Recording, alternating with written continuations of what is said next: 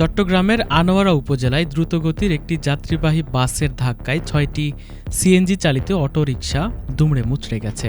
ভয়াবহ এ সড়ক দুর্ঘটনায় ২ নারী নিহত হয়েছেন। এছাড়া অন্তত ২০ জন আহত হয়েছেন, যাদের মধ্যে কয়েকজনের অবস্থা আশঙ্কাজনক। বৃহস্পতিবার রাত ৮টার দিকে উপজেলার টানেল সংযোগ চত্বরে এই দুর্ঘটনা ঘটে। নিহতরা হলেন বারখাইন ইউনিয়নের ঝিউরি এলাকার বাসিন্দা পলি দত্ত।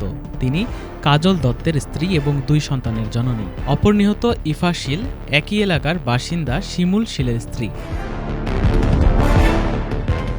প্রত্যক্ষদর্শীরা জানান, চট্টগ্রাম মেট্রো জ ১১০২৯০ নম্বরের একটি দ্রুতগতির যাত্রীবাহী বাস টানেল সড়ক থেকে বের হয়ে টানেল সংযোগ চত্বরে অপেক্ষমান ৬টি সিএনজি চালিত অটোরিকশাকে সজোরে ধাক্কা দেয়। এতে অটোরিকশাগুলো দুমড়ে মুচড়ে যায়। পরে নিয়ন্ত্রণ হারিয়ে বাসটি সড়কের পাশে একটি চায়ের দোকানে ঢুকে পড়ে।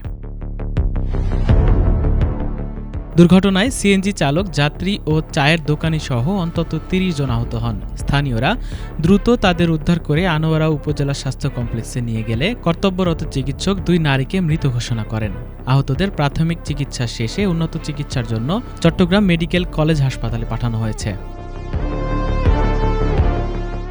আনোয়ারা উপজেলা স্বাস্থ্য ও পরিবার পরিকল্পনা কর্মকর্তা ডাক্তার মাহতাব উদ্দিন চৌধুরী জানান, হাসপাতালে আনার আগেই ২ নারীর মৃত্যু হয়েছে। আহতদের মধ্যে কয়েকজনের অবস্থা আশঙ্কাজনক হওয়ায় তাদের চট্টগ্রাম মেডিকেল কলেজ হাসপাতালে পাঠানো হয়েছে।